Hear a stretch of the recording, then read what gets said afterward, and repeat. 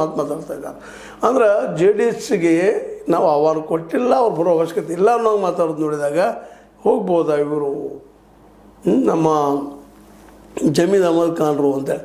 ಅದಕ್ಕೆಲ್ಲ ಕಾಂಗ್ರೆಸ್ನಲ್ಲಿ ಇನ್ನುಳಿದ ಮುಸಲ್ಮಾನರು ಇವರು ವಿರೋಧಿ ಮುಸಲ್ಮಾನರು ಹೇಳ್ತಾ ಇದ್ದಾರೆ ಹೋಗಲಿ ಬಿಡ್ರಿ ಜೆ ಡಿ ಎಸ್ಗೆ ಅವ್ರಿಗೇನು ಅವರಿಂದ ಏನಾಗೋದು ಪಕ್ಷಕ್ಕೆ ಅನ್ನೋಷ್ಟು ಮಟ್ಟಿಗೆ ಮಾತಾಡ್ತಾ ಇದ್ದಾರೆ.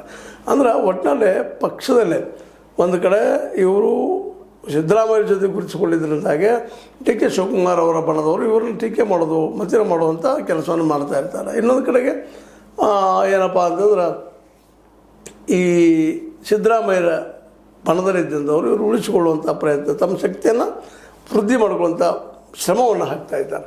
ಹೀಗಾಗಿ ಇದ್ರೆ ಯಾರು ಗೆಲ್ತಾರೋ ಯಾರು ಸೋಲ್ತಾರೋ ಗೊತ್ತಿಲ್ಲ. ಈಗ ಮಾತ್ರ ಸಿದ್ದರಾಮಯ್ಯರ ಪರ ಇರುತ್ತಿರುವಂತಹ ನಮ್ಮ ಜಮೀರ್ ಅಹಮದ್ ಖಾನ್ರು ಏನಪ್ಪ ಅಂತಂದ್ರೆ ಇವತ್ತು ಪ್ರಮುಖವಾಗಿ ಕಾಂಗ್ರೆಸ್ನಲ್ಲಿ ಉಳಿಯುವಂಥ ಪ್ರಯತ್ನ ಮಾಡ್ತಾ ಇದ್ದಾರೆ.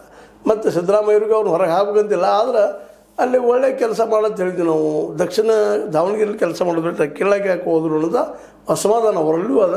ಬಟ್ ಅವ್ರಿಗೆ ಕಳಿಸಿದ್ದು ಇವ್ರು ಮಾಡ್ತಾರೆ. ವಾದಿರಲಿ ದಕ್ಷಿಣ ದಾವಣಗೆರೆ ಇವತ್ತಿನ ಕರ್ನಾಟಕದಲ್ಲೇ ಮುಸ್ಲಿಮರು ವಿಶೇಷವಾಗಿ ಏನಪ್ಪ ಅಂದ್ರೆ ಅಲ್ಲಿ ನಡೆದಂಥ ಘಟನೆಗಳಿಂದ ಒಂದಿಷ್ಟು ಕಾಂಗ್ರೆಸ್ ಬಗ್ಗೆ ಏನಪ್ಪ ಅಂತಂದ್ರೆ ತಿರಸ್ಕಾರದ ಭಾವನೆಯನ್ನು ಮೂಡಿಸ್ಕೊಳ್ತಾ ಇದ್ದಾರೆ. ಅದರ ಲಾಭ ಮಾಡ್ಕೊಳ್ಬೇಕಂತೇಳಿ ನಮ್ಮ ಏನಪ್ಪ ಅಂತಂದ್ರೆ ಈ ಜೆ ಡಿ ಎಸ್ಸಿನ ಎಚ್ ಡಿ ಕುಮಾರಸ್ವಾಮಿಗಳು ಪ್ರಯತ್ನ ಮಾಡ್ತಾ ಇದ್ದಾರಾ ಅನ್ನೋ ಸಂಶಯ. ಬಟ್ ಅವರು ರಿಜೆಕ್ಟ್ ಮಾಡ್ತಾ ಇದ್ದಾರೆ ಮೇಲ್ಪದರದಲ್ಲಿ. ಯಾಕಂದ್ರೆ ಗುಪ್ತವಾಗಿ ನಡೆದ ಮೀಟಿಂಗ್ ಅನ್ನುವಂಥ ಮಾತುಗಳು ಕೇಳಿ ಬರ್ತಾರೆ.